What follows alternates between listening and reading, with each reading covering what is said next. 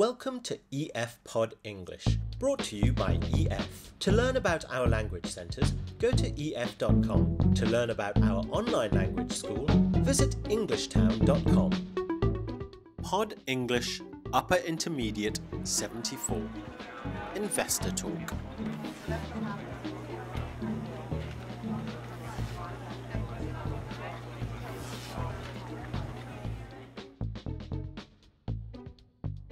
In this lesson, we're going to look at some grammar that you use often, relative clauses.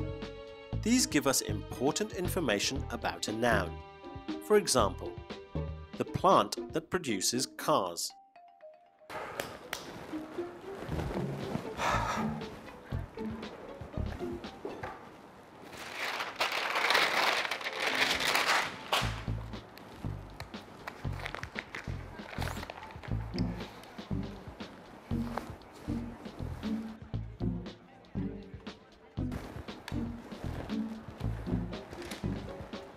Now let's watch the following short film where two colleagues are discussing a visit.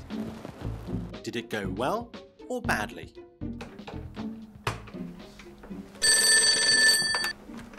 Hello. Hi, Michelle. Oh, hi, Greg. What's up? I just got an email from my investor, Mr. Fernandez. He wanted me to thank you for showing him around last week.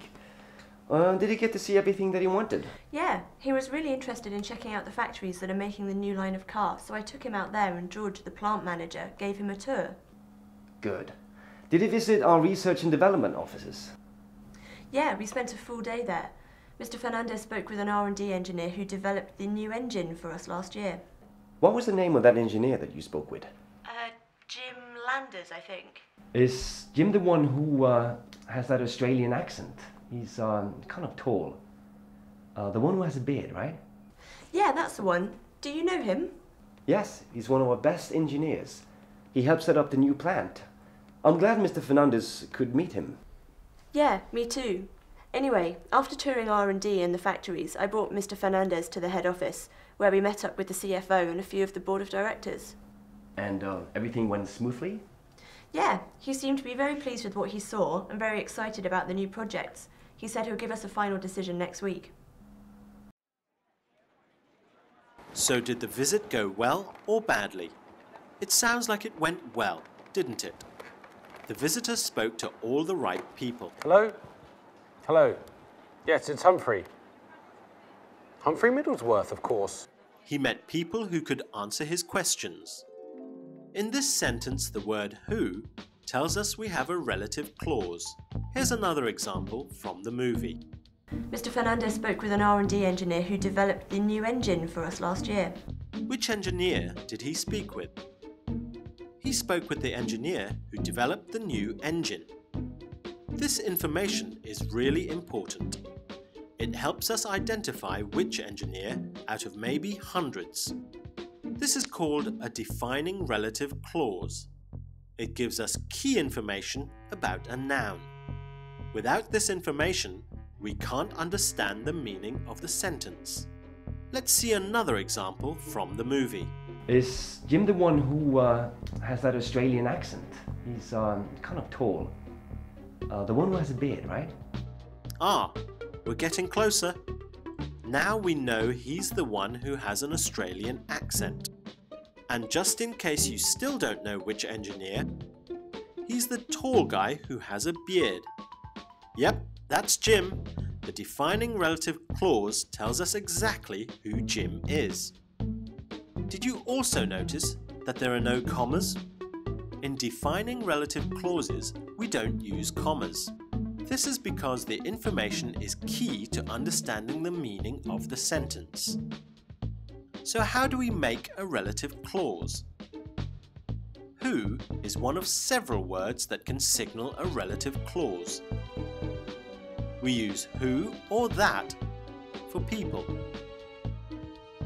The man who lives next door. This is the same as the man that lives next door. We use that with things. The machine that broke down is now working. And we use where for places. Mr. Fernandez went to the head offices where he met up with a few of the board of directors. The restaurant where we had dinner was very cheap.